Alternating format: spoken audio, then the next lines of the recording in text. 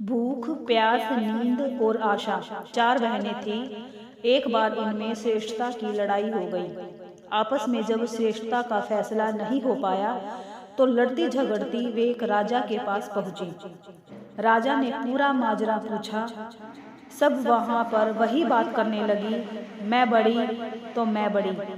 राजा ने सोचकर सबसे पहले भूख से पूछा, क्यों बहन, आखिर तुम कैसे बड़ी हो? भूख बोली, इसीलिए बड़ी हूँ क्योंकि मेरे कारण ही घर में चूल्हे जलते हैं, पांचों पकवान बनते हैं। वे जब मुझे थाल सजा कर देते हैं तब मैं खाती हूँ, नहीं तो खाऊं ही नहीं। राजा ने अपने कर्मचारियों से कहा, जाओ राज्य में मुनादी कर दो कि कोई अपने घर में चूल्हा न जलाए, पांचों पकवान न बनाए, थाल न सजाए। भूख लगेगी तो भूख कहाँ जाएगी? सारा दिन बीता, आधी रात बीती, भूख को भूख लगी। उसने चारों तरफ खोजा लेकिन भूख को खाने को कुछ नहीं मिला। लाचार होकर वह एक घर में पड़े बासी रोटी के टुकड़े खाने लगी।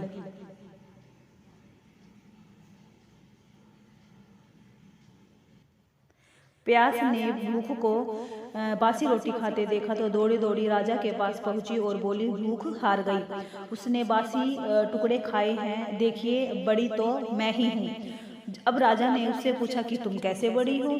प्यास बोली, मैं बड़ी हूँ, मेरे कारण ही लोग कुएं तालाब बनवाते हैं, बढ़िया बर्तनों में भर कर पानी रखते हैं।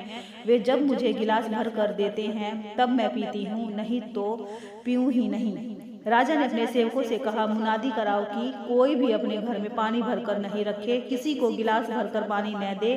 कुएं तालाबों पर पहरे बिठा दो, प्यास को प्यास लगेगी तो देख कहाँ जाती है।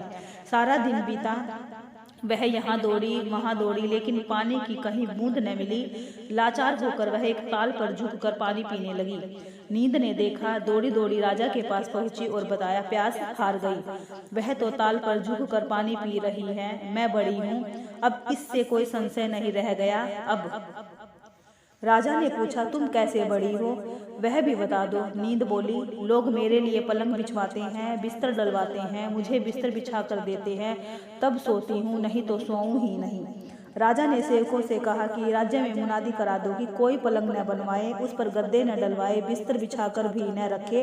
देखे नींद को नींद आएगी तो वह जाएगी कहाँ?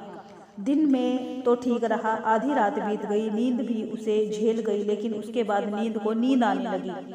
उसने खूब ढूंढा लेकिन बिस्तर कहीं नहीं मिला। हार कर वह उबड़ खाबड़ जमीन पर ही लेट गई।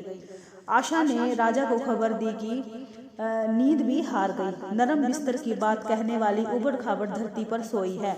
वास्तव में भूख, प्यास, नींद तीनों में मैं बड़ी हूँ। राजा ने पूछा, तुम कैसे बड़ी हो? आशा बोली, लोग मेरे खातिर ही काम करते हैं, नौकरी, काम, धंधा, मेहनत, मजदूरी करते हैं, परेशानियां उठाते हैं, लेकिन आशा के दीप को बुझने नहीं देते।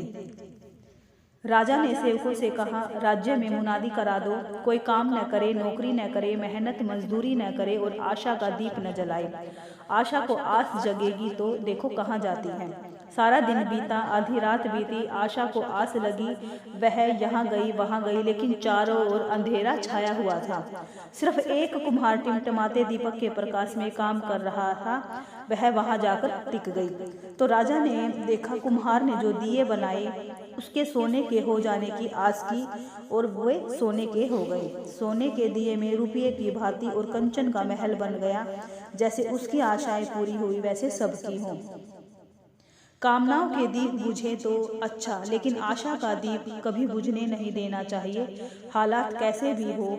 यही दीपक ऐसा है जो जीवन को प्रकाशित करने के लिए जूझने का हौसला देता है। नींद, भूख, प्यास सब संगी हो जाते हैं।